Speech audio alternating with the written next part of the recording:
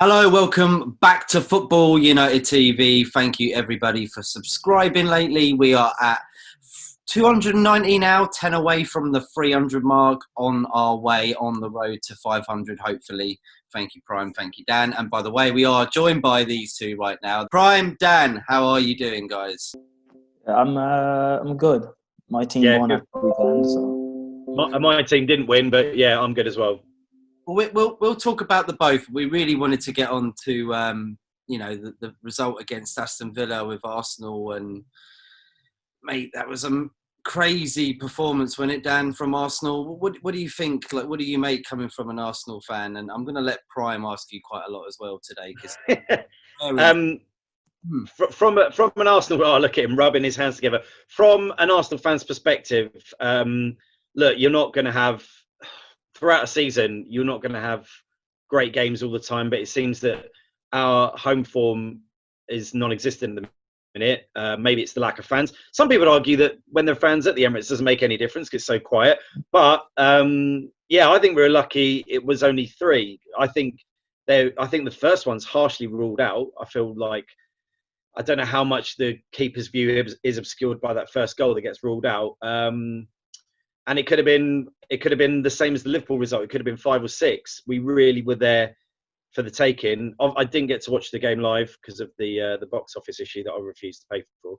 But watching the highlights, yeah, it looked ridiculously one-sided. I heard a few pundits say that Lacazette should score that one-headed chance, and I'd argue that it's a difficult chance and he's unfortunate. I just feel like we are lacking potency up top at the minute, but we've looked more stable defensively until Sunday. That's all I'd say at the minute. And I feel like we've got to give Arteta his dues, what he's done since he's come in, and just be patient, I think.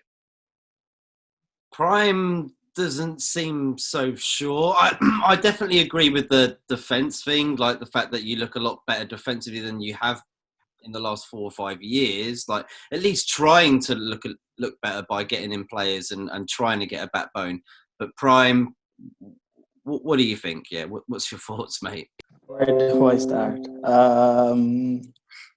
The game itself, I expected it, to be fair. You beat Man United 1-0, and I don't know what your thoughts about the game, but a lot of Arsenal fans that I know, being in this footballing space, were so hyped up and gassed about the win, which I didn't understand because, none of them rate the Man United squad, and they say Ollie's a PE teacher, so I didn't get how you can be impressed by just barely beating Man United 1-0 when they were so poor on the day. It made Arsenal look that good.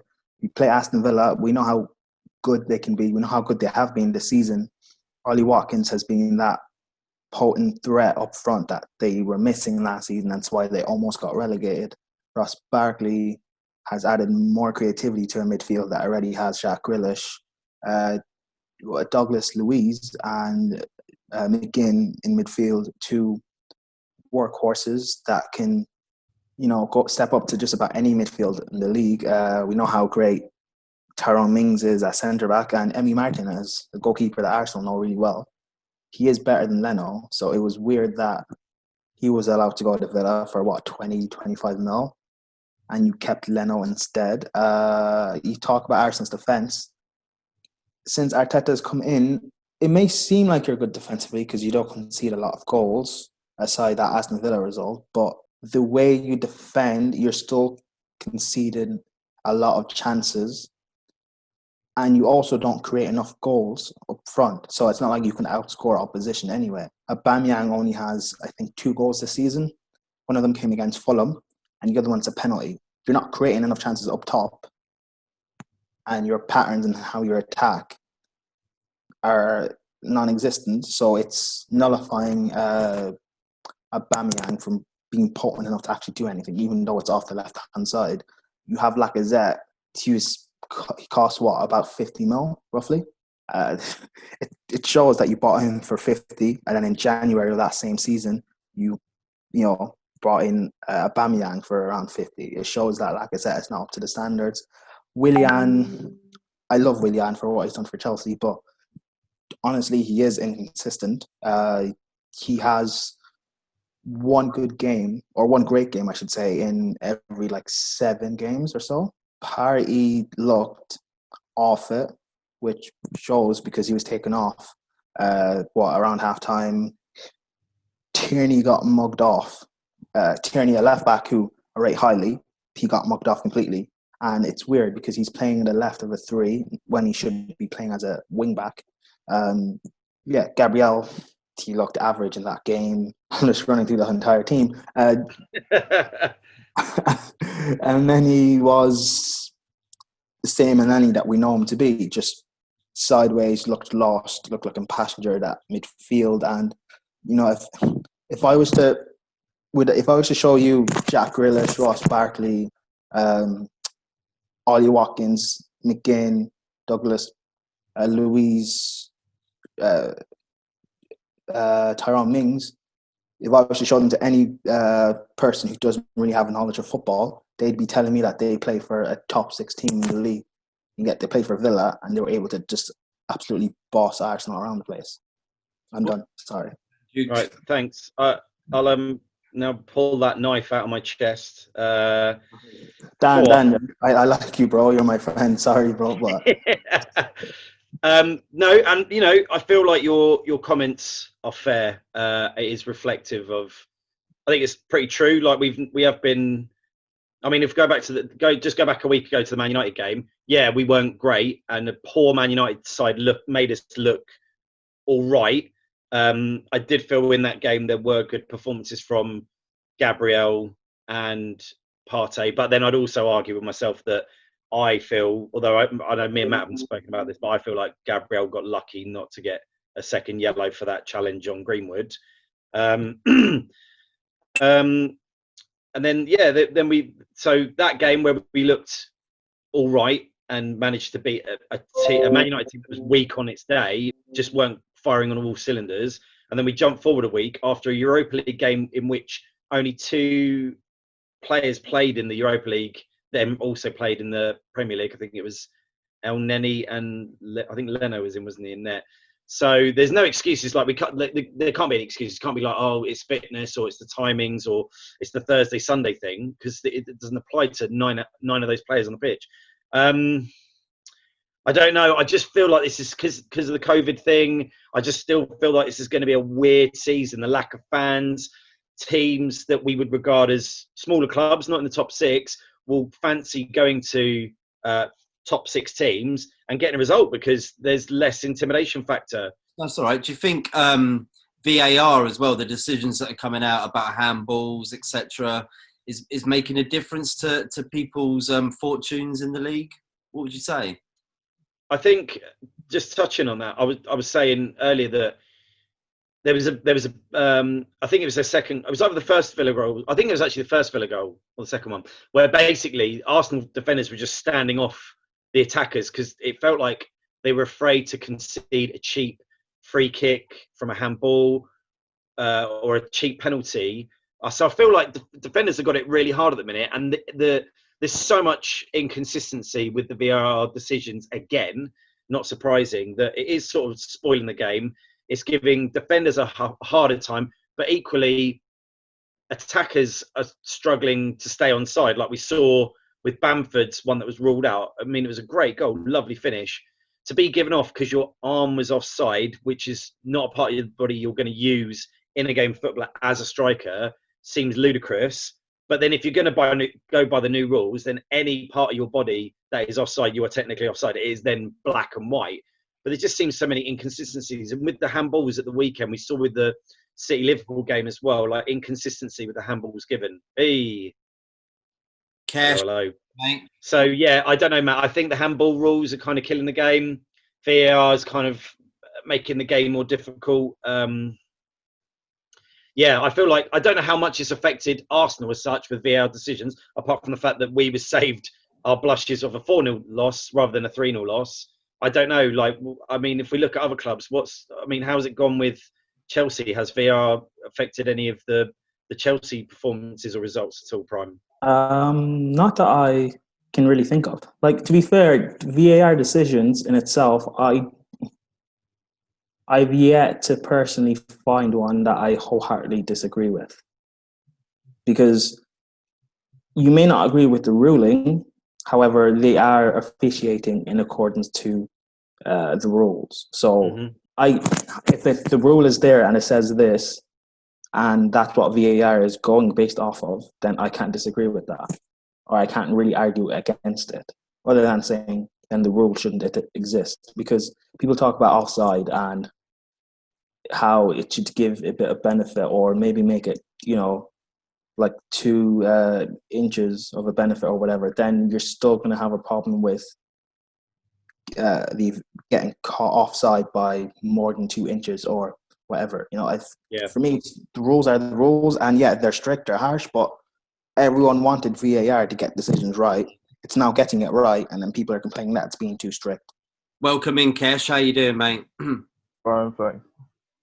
Brilliant, man. We were just talking as well about the Arsenal result against Aston Villa. For me, I think it's added extra pressure that just wasn't needed before going into international break. I think what we're seeing now is a lot of fans coming out and voicing their concerns, even fans that probably wasn't really too on the manager's back, but now it's a matter of urgency. We've got the 2 weeks international break now. He needs to go refresh his mind and come back with new ideas. For me, he needs to start implementing the things that he tried to implement when he first came in. I think he's gone a bit backwards. I'm not sure whether that's because of fear that the squad ain't good enough to open up, or whether it's down to the early success that he got in the FA Cup by playing the system that he's now playing. I feel he can see what's going wrong, but he's too scared to move away from it. But as a manager being at a top club like Arsenal, you've got to know when to move on from something rather than sticking. It's a stick or twist situation now. When we come back from the international break, a lot of the fans are going to want to see the right selection and the right system going forward. Otherwise, I think that might be it for him. In terms of the Villa game, it was just utterly embarrassing. We looked like we had no fight. It's probably one of, I know we haven't been creating many chances, but it's the first time I can actually say where we looked like a team that was on the Emery, on the Wenger, just no fight whatsoever. Just standing off, watching players just play about with the ball. Just boys against men, really. You know what? I agree with you completely there. It looked like Aston Villa wanted that game from start to finish. Do you know what I mean? It just seemed like that Arsenal had no heart. Sort of like the way that Man United played against Arsenal. They had absolutely no heart. They weren't even wearing the shirt for the right reasons. Do you know what I mean? Mm-hmm. Do you agree with that, Dan? Like, do you think there was a lack of passion? Yeah, maybe. I also think that we just didn't deal well with the high press at all. I think Villa's high press on the day really put us under a lot of pressure, and you saw that like right up into the corners of the pitches.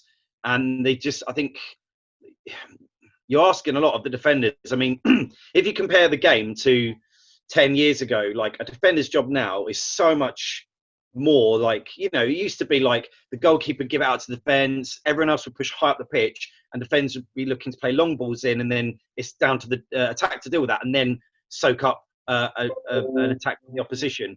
Whereas now defenders have got to, they've got to be solid defenders. They've got to try not to handle, like, be careful to give away cheap fouls, getting the handball given against them, and also be good ball players, be creative as well. I think it's a really tough job. And, all credit to Villa on the day. They did a high press.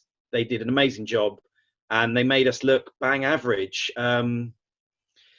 Yeah, that's what I mean. I don't know what really more to add to that. I just feel like on our day we looked bang average, but I'm like, like Kesh says, I hope we bounce back from this, and maybe this will force Arteta to rethink things. Like, attackingly, maybe we do need to see Aubameyang playing back down the centre. Like, he is our biggest goal threat, and out wide, yeah, he's done it from out wide, but throughout his career, he's been a centre forward, and maybe that's where he needs to get back to. Would you agree with that, Prime? Do you think Aubameyang should be playing down the centre instead of on the wings, and that's where he gets most of his goals, right? Well, the majority of his career, Aubameyang has played out wide. and he drifts in to get his goals. I think now, considering his age and everything, you don't always want him doing that work out wide. But if you play him down the middle, he doesn't have the all-round game of a striker in terms of hold-up play and linking and stuff like that. So maybe switching to a front two. If you're going to stick with this three at the back, then maybe play a 2 up top and play either a 3 in midfield or play someone in the 10. But do you have anyone creative enough in your squad? I guess that's the worry at the minute. Like, you kind of feel like, who is our 10? Like, who is our creative outlet? Like, could it be a Ceballos? Isn't that guy that's apart from 50 grand a week? Like, couldn't he be your number 10? Couldn't he be? Who's that? The guy that just isn't even ever talked about or played. You know, that guy. You know, the one that. I don't know who you're talking about, Matt. No idea. Is that the guy? The guy who pays the mascots' wages? Is that guy? No, it's the guy who's won the World Cup. Yeah. Look, we all know that is it even worth talking about? The problem with that whole Ozil situation is that the club don't want him anymore, but they're forced to. You know, we can't sell him. He doesn't want to move on. He says he's Arsenal through and through, and that's fine. Like, I'm never going to be one of these. I'm not going to be one of these guys that comes on and says, I hate Ozil. Like, I forget what he's ever done for the club. No, he did some amazing things for the club. Like, he has been a good player, but there's obviously stuff with the boardroom and internally that we don't know all the ins and outs of. But it's just not going to happen, is it? He's never going to play for the club again. They're just going to see out his contract, and he's going to walk away on a free, and that'll be that. Do you agree with that, Kesh? Like, you think that he's ready to go? My take on that situation is, in his day-to-day life, there's always be politics in anything that you do. Whether you're on the right side of it or the wrong side of it is a difference. The Ozil situation for me is, you've taken a 10 away, the only 10 that we had, which I'm not against it, because I've been wanting Ozil to leave for like the last 2 years anyway. But to then not bring in the 10 to replace him is criminal for me. It's criminal. Like, you read from the rumours that Arteta wanted Coutinho, but then Coleman came and said he's not leaving. He wanted Aouar. Fair enough. We pulled out of the deal for Aouar because of whatever reason. You've got to make sure you've got another option. For me now, we can't do anything about that. So you've got to be brave. You've got to bring in the likes of Smith Rowe and say, you know what? You go and show these fans what you can do. This is a chance for a young player to stake his claim in the team. He's probably one of the only players that we've got that could probably play a 10. But the manager needs to find solutions. This whole situation where we're playing Willian out wide to accommodate for Lacazette and Damian, it doesn't cut it for me. And my personal view when Willian was coming in, I thought we was actually going to play him as a 10, more not even as an out-and-out 10, because I don't think he's that creative. But I thought he could be a goal threat. I thought we could play him as like a second striker in behind the Damian or something like that. So now it's just Arteta needs to prove by finding solutions. That's what you pay your top managers for. And when you're at Arsenal, you've got to make sure that you show what you're capable of. This is a big opportunity for a manager that's never managed before. I do hope he comes out on the other end of it and he can crack on, but right now he's looking a bit doom and gloom. Arsenal fans keep mentioning Emile Smith-Rowe, and that's fair. He's probably done wonders in the youth system and stuff. But what has he played this season? He's not played this season. Since he had an injury at the start of the season when the season kicked off, and he's literally just been trying to get it back up to speed. He's playing actually right now on the 21. Okay. But when under Wenger, when he first made his breakthrough, he did look quality. He looked like a kid that's got something that he can offer. I'm not saying he's going to be this great player. He's going to be the answer. But we see that this hybrid system is not working. Whether that's down to quality or coaching, it's not working. My personal view on the hybrid system is you've got to have players of such quality to play the system.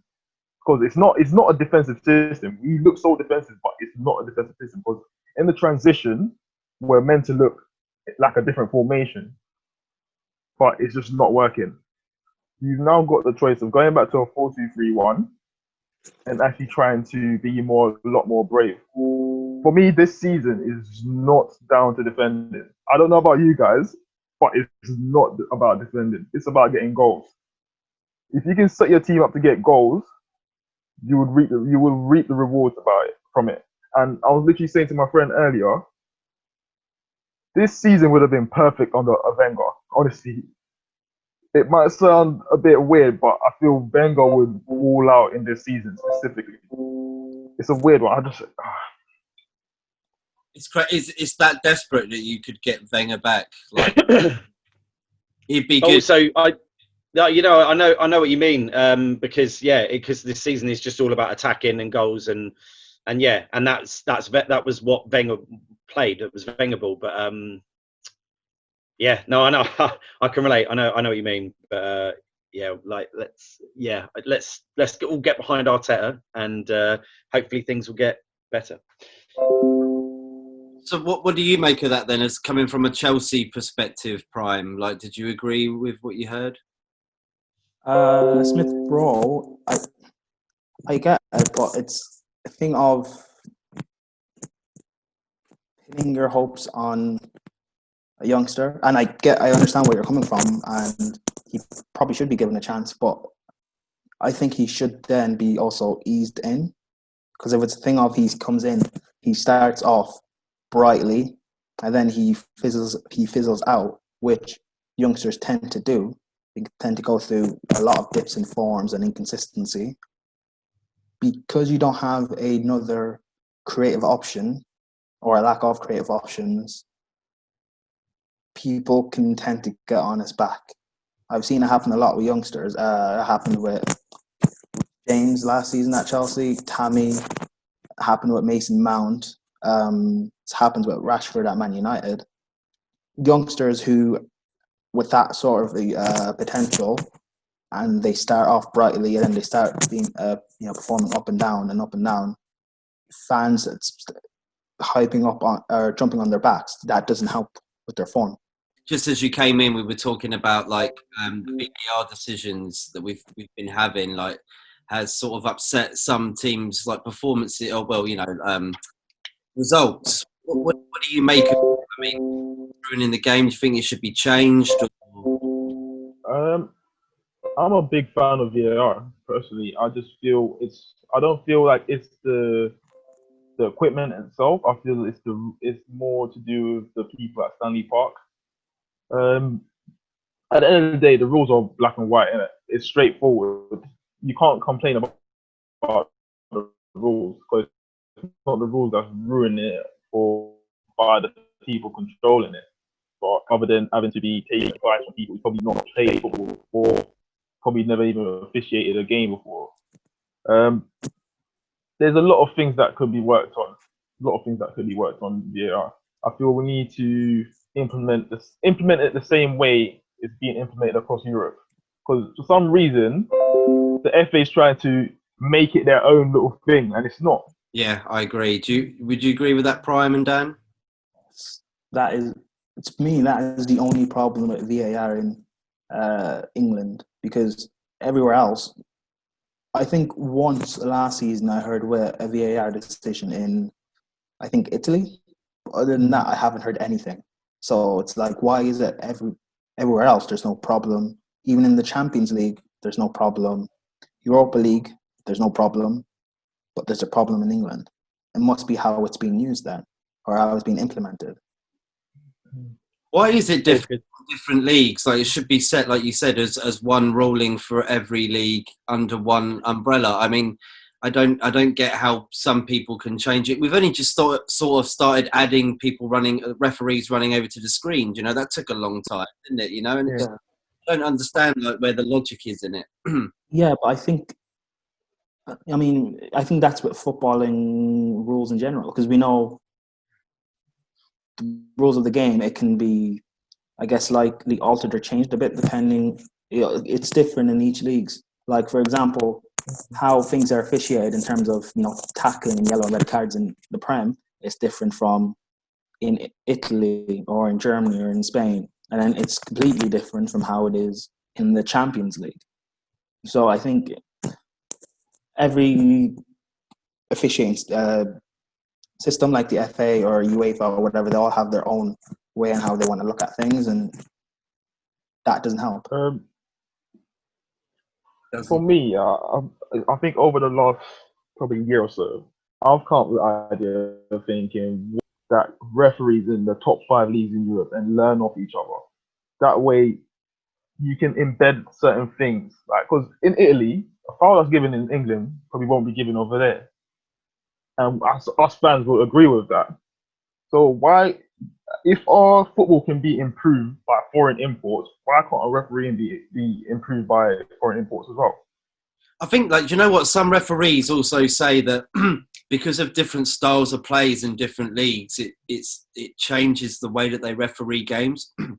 Like the Italian league is a bit lower, so they don't actually have to deal with what the Premier League refs have to do, because it's literally so quick pace that you're giving like fouls quite a lot more than in Italian Serie A. 4 minutes left, but let's talk about your amazing performance at the weekend, just quickly. Seeing as you're here, mate, you know what I mean? We don't want to leave you much. Yeah. Good game. Great game. Ziyech, outstanding man of the match. Superb assist that he's also done against Chelsea last season in the Champions League, but let's not talk about that. Yeah, we went 1-0 down quite early, and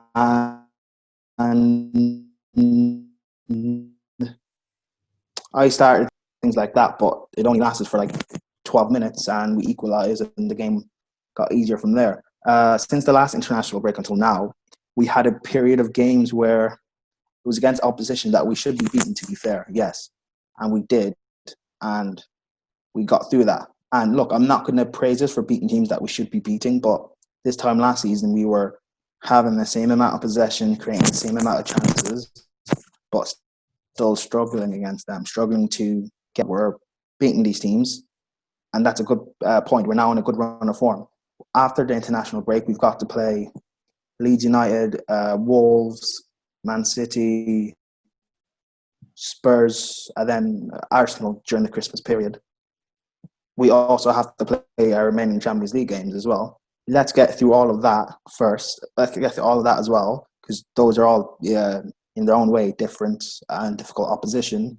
If we can get through all of that, I'm not even saying we have to win every single game, but we get through all of that comfortably, still playing well, and not getting disgraced or anything like that, then let's see where we stand, because we're easily going to get out of our Champions League group. After that period in the Prem, we should be, depending on other fixtures, second, third in the table. So let's just see how things go. Who have Arsenal got coming back after the international break? I can't remember. Leeds. We've got Leeds. That's going to be a tough one, right? Just to quickly, what do you think this result will mean? And can you make a prediction on this? Boy. Where is it? Are we at Ellen Road? I think so. I think there'll be goals, definitely. Leeds are playing really nice attacking football.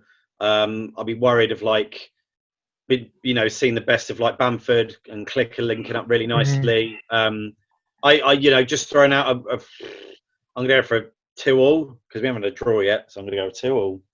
I'm gonna go for a 3-2. Not sure what team though, but there's gonna be a lot of goals. Guys, want to shout out your social medias quickly? Let everyone know where you are. Dan, starting with you. I'm on Twitter at Dan_Michael_King. I think. I don't know. Prime. My Twitter is Ladimus Prime X. Actually, to be honest, type in Ladimus Prime on anything, Facebook, Instagram, whatever, you probably end up finding me there. Also on Twitter, TFD Out of Context. That's a clips account, memes and stuff that we have for the terrorists. So check that out as well. Cool. And you, Kesh? You can find me on Twitter. That's KeshAFC04. Brilliant. Everyone, thank you for tuning in with Football United TV. Thank you for this great Arsenal chat today, and hopefully we'll see you guys again soon. Cheers, Matt. Cheers, guys.